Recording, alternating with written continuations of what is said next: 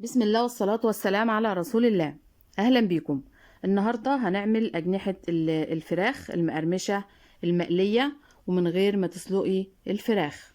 وممكن تستخدمي بدل الأجنحة فرخة كاملة وتقطعيها لقطع صغيرة علشان تستوي معاكي، وممكن تعملي دبابيس بدل الفراخ. هتمشي على نفس الخطوات، هتطلع معاكي ناجحة وجميلة ومش هتشتريها تاني من بره. شايفين القرمشة جميلة جدا ومستوية من جوه.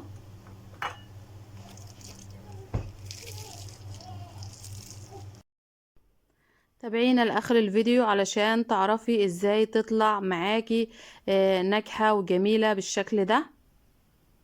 والتوابل اللي هنضيفها بسيطة جدا.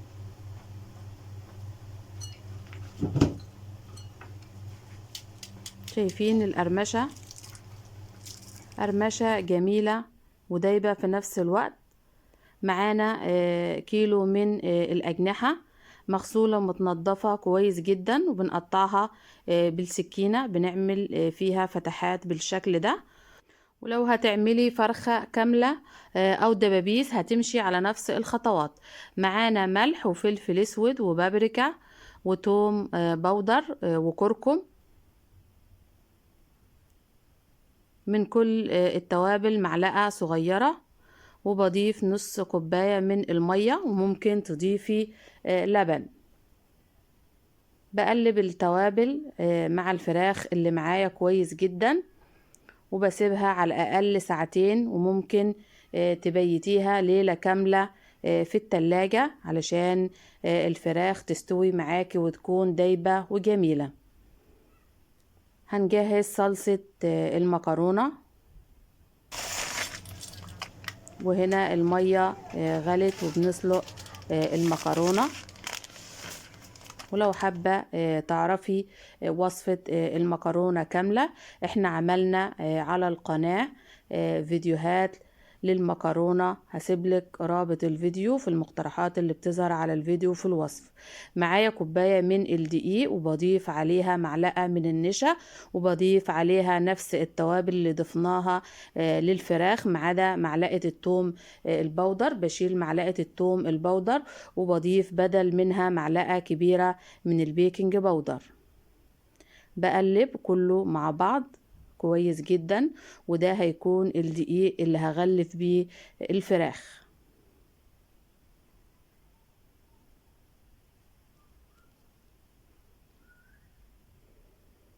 صفيت المكرونة. شايفين مكرونة جميلة ومش متعجنة معايا، ومن غير ولا نقطة زيت، علشان بنسويها نص سوا وبنصفيها علشان هتكمل سواها في الصلصة. وهنا الصلصة كمان جهزت واستوت معانا، والزيت نطر كده من فوق الصلصة، وبكده تكون استوت معانا وبقت جميلة. وانا هنا معايا بطاطس مقطعاها صوابع. بعد ما شلت الفراخ من التتبيلة بحط البطاطس علشان تاخد طعم التتبيلة، وهغلفها بالدقيق اللي هغلف بيه الفراخ. انا هنا طلعت الفراخ في مصفى، بنزل بيها في الدقيق وبغطيها كويس جدا بالدقيق. وبعدين بنفضها من الدقيق، وبرجعها تاني للتوابل اللي معانا.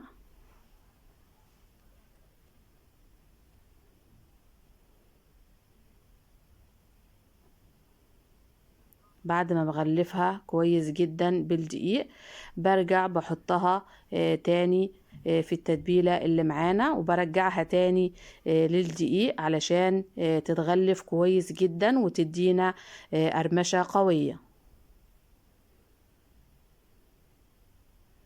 بغلفها كويس بالشكل ده بالدقيق علشان تعمل القرمشة وتعمل الطبقات اللي بتكون في الفراخ المقلية. وبعدين بقليها في زيت يكون غزير جدا. وبعد ما بتاخد لون بقلبها الناحية التانية طبعا، وبقليها على نار متوسطة علشان الفراخ تستوي معانا من جوه. في الاول بعلي النار عليها وبعدين بهدي النار علشان تستوي براحتها.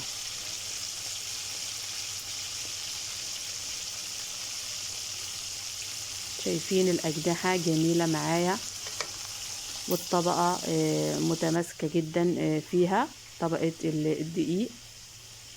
شايفين هو ده الشكل اللي عايزاه في الأجنحة. بقلب الأجنحة كويس جدا في الدقيق وبعدين بحطها في التوابل وبعدين برجعها مرة تانية للدقيق علشان تعمل الشكل المقرمش الجميل.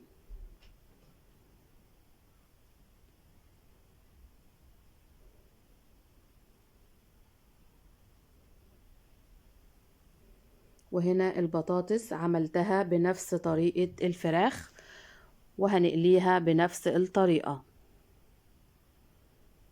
هنا خلاص الفراخ استوت معانا، بصفيها كويس جدا من الزيت وبخرجها وبكمل باقي الفراخ اللي معايا بنفس الطريقة.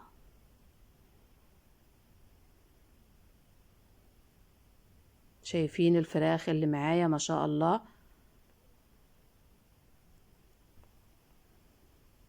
بصفيها كويس جدا وبخرجها من الزيت. ودي الكمية اللي قليناها ما شاء الله. مش قادرة اوصف لكم جمالها وازاي مستوية من جوه ومقرمشة. هتقدميها مع الصوصات المفضلة عندك. واحنا كمان عملنا معاها المكرونة والبطاطس المقلية المقرمشة بنفس الخلطة والتتبيلة. أكلة جميلة والكل بيحبها كبير وصغير.